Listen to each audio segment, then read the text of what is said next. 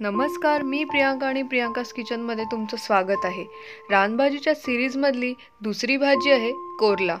या भाजीला कोहरला असंही म्हणतात. चला तर मग बघूया ती कशी बनवायची. ही बघा, ही कोरल्याची भाजी कशी आपट्याच्या पानासारखीच दिसत आहे, पण ती आपट्याची भाजी नसून कोरल्याची भाजी आहे. या भाजीची मी तुम्हाला ओळख करून देते, कारण बऱ्याच जणांना ह्या भाज्या माहिती देखील नसतात आणि ह्या शरीराला एकदम पोषक असतात. ह्या रानभाज्या आहेत. रानभाज्या ह्या पावसाच्या सुरुवातीलाच जास्त करून येत असतात. ह्यामध्ये फार असं साफ करण्यालाही मेहनत लागत नाहीये. आपट्याच्या पानांचा कलर एकदम डार्क हिरवा असतो. हा फेंट हिरवा आहे. ही आदिवासी भागामध्ये जास्त करून भाजी मिळत असते. ठाणा, रायगड, पालघर या ठिकाणी ह्या भाज्या जास्त असतात. ह्या खरं तर भाज्या शरीराला खूप छान असतात, पोषक असतात, पण त्याच आपण खात नाही, कारण त्याची माहितीच नसते की ही भाजी कशी करायची आहे, ही नेमकी भाजी आहे की काय वेगळंच आहे असं वाटत राहतं. काही जण यांना कोहलंही म्हणतात, काही कोरल्याची भाजी अशीही म्हणतात.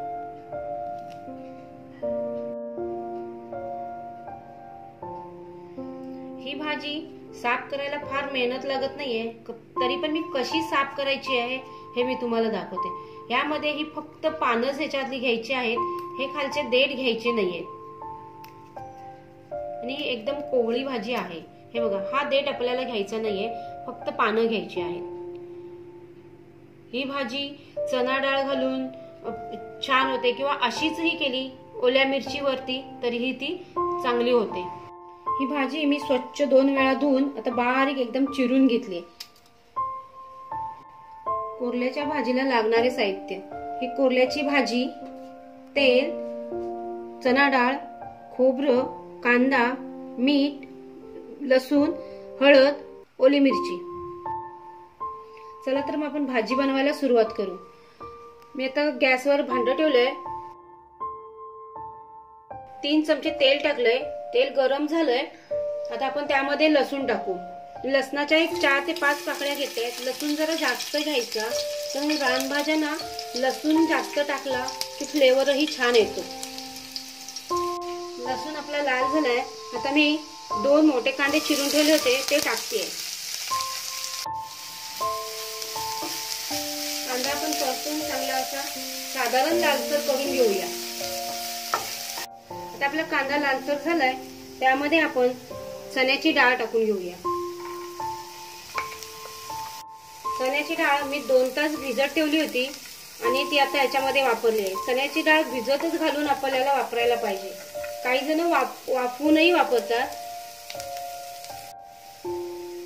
अर्धा चमचा हळद टाकली आहे आणि 2 मिरच्या टाकल्या. मिरच्या ह्या आपल्या चवीनुसार कमी जास्त. डाळ आपली साधारण शिजली आहे. आता आपण त्यामध्ये मीठ 1 चमचा टाकून घेऊ. आता ही बारीक चिरून ठेवलेली भाजी आपण टाकूया.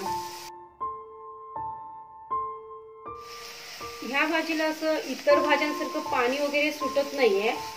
म्हणजे मुळ्याच्या भाजीला पाणी सुटतं, पालकच्या भाजीला पाणी सुटतं, तसं ह्या भाजीला पाणी सुटत नाही. मग मंद आचेवर जर आपण वरती पाणी ठेवून शिजवून घेऊया. त्याच्यावरती आपण झाकण ठेवून त्याच्यात 1 ग्लासभर पाणी ठेवून शिजवून घेऊया भाजी.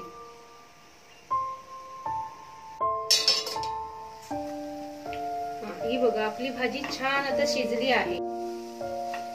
इथं आता 5 मिनिटात आपली भाजी छान पैकी शिजली आहे. याला 5च मिनिटं लागतात शिजायला. आता आपण ओलं खोबरं टाकूया. साधारण अर्ध वाटे मी खोबरं टाकलंय. खोबरं हे आपल्या चॉईस नुसार असतंय, कमी जास्त करू शकताय. आता मी खोबरं टाकल्यानंतर 1 मिनिट परतून घेणार आहे, म्हणजे मग आपली भाजी तयार होईल. कोहरला या भाजीचे महत्त्व सांगायचे झाले तर ही भाजी आपल्या डायजेशन सिस्टीम इम्प्रूव्ह करण्यासाठी खूप हेल्प करते. तसंच या भाजीमध्ये प्रोटीनचे प्रमाण पण फार अधिक असते. तुम्हाला ही माझी रानभाजीची सिरीज कशी वाटली या तुमच्या कमेंट्स मला नक्की शेअर करा. आणि हो, अजूनही जर माझ्या चॅनलला लाईक आणि सबस्क्राईब केलं नसेल तर ते नक्की करा.